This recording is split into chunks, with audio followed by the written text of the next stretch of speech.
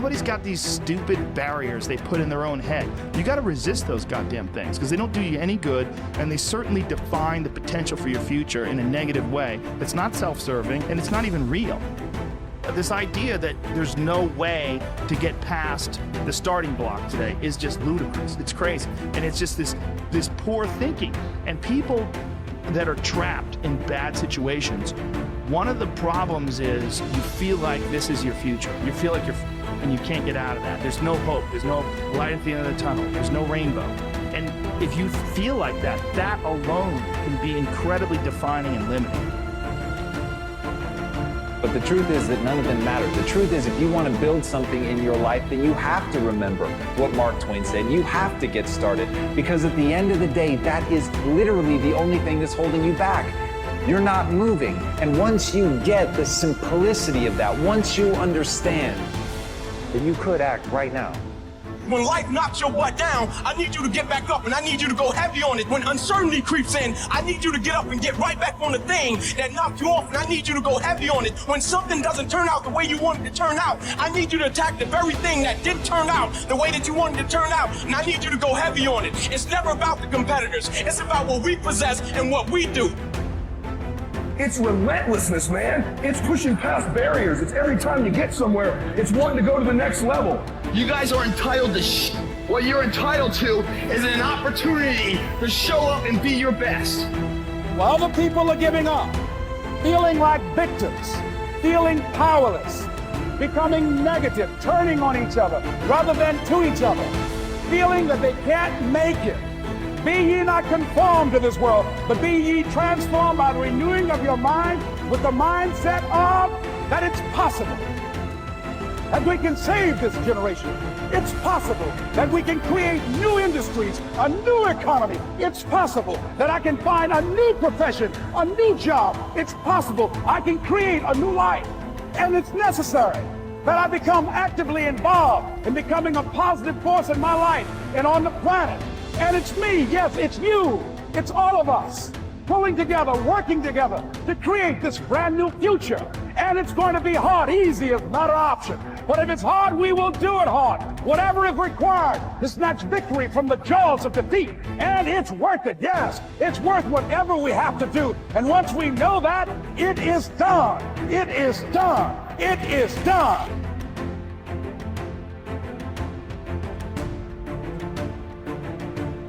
I think we're all faced with great opportunities brilliantly disguised as impossible situations.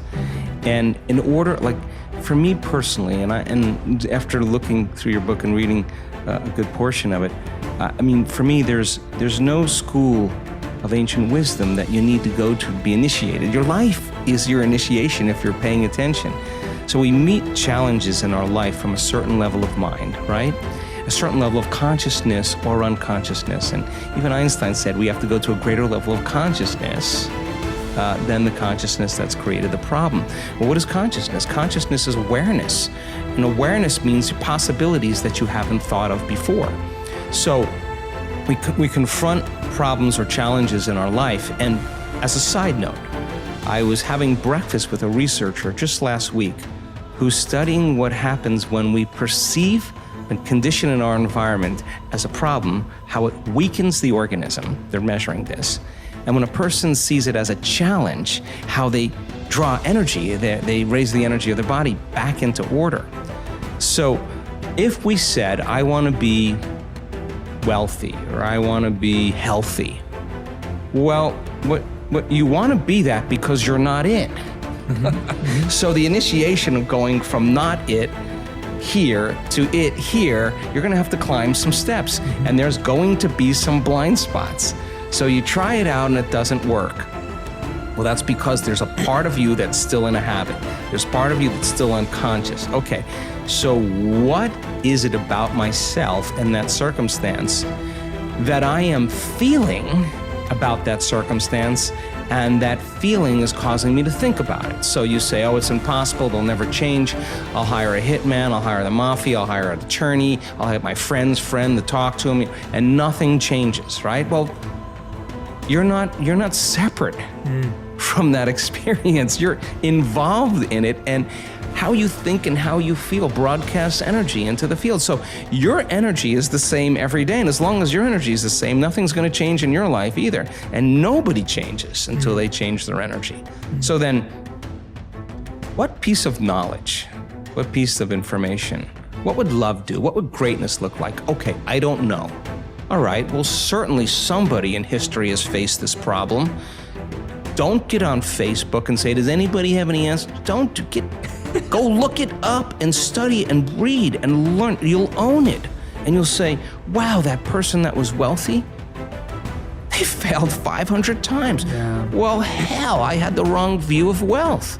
Okay, then failure's not a thing. I got to overcome failure. Well, yeah, just climb the step. Yeah. Okay, I'm reacting to that circumstance with the same emotion. That emotion is firing the same thoughts. I'm broadcasting the same energy into the field. If I were facing that circumstance and situation again with that person, that circumstance, what do I learn from that circumstance? How could I do it differently the next time? Find out a solution and rehearse it.